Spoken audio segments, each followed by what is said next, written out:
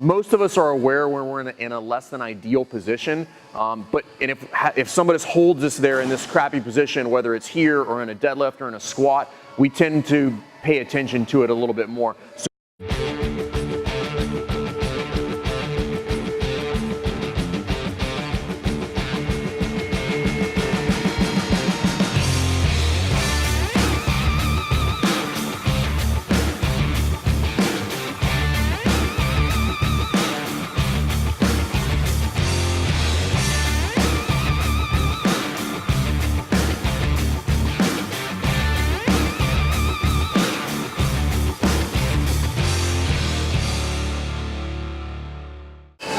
All right, guys, welcome back to Jerk Block Talk. I'm Fernandez here with Cassidy Belinsky. Today, we're going to talk a little bit about receiving positions, specifically in the clean, but you can apply this principle to the snatch as well.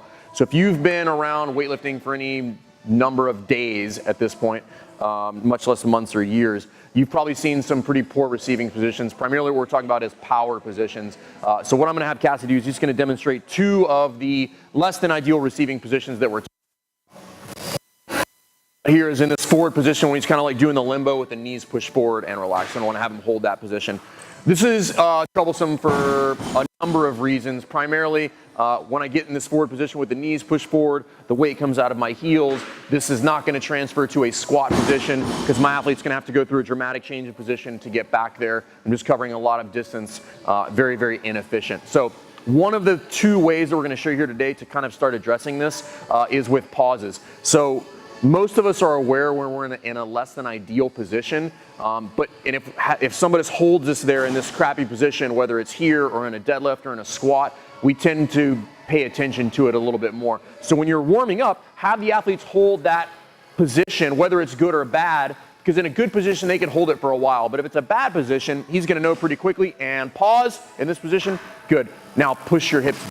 Cassidy, right there. Good. He's going to be okay hanging out in this position for quite a while and relax. Okay, so pauses, tempos, stuff like that, pass through positions a little bit more slowly or pause them in the catch is a really, really good way to get athletes to understand where their body is in space and give them the opportunity to correct it.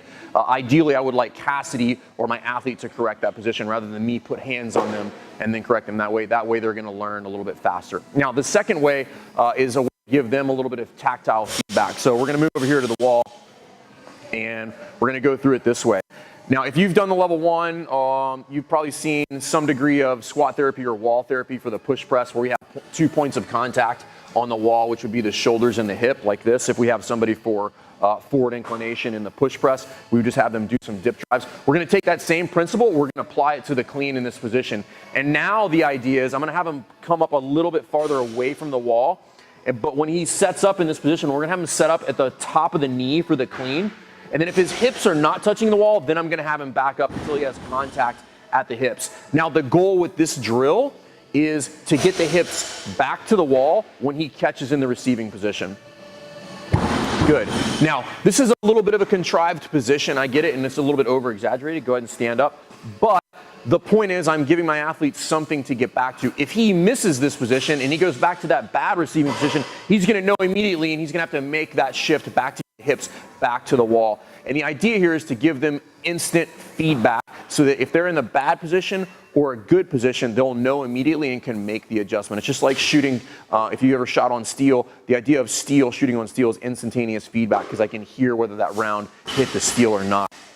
So use those pauses, use these catch positions up on the wall. You can do this with a barbell too. There's no reason not to do this with a barbell.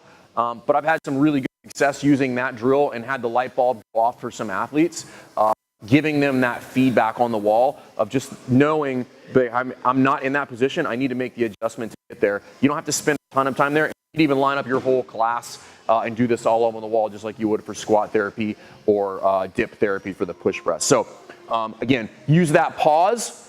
Use that tactile feedback of the wall just to improve some receiving positions so they can transfer this to a squat and move a little bit more efficiently. If you guys have any more questions about this stuff, please drop some comments in there. We'll get those answered for you. And if you like this content, please subscribe to the YouTube channel. See you then. Thanks.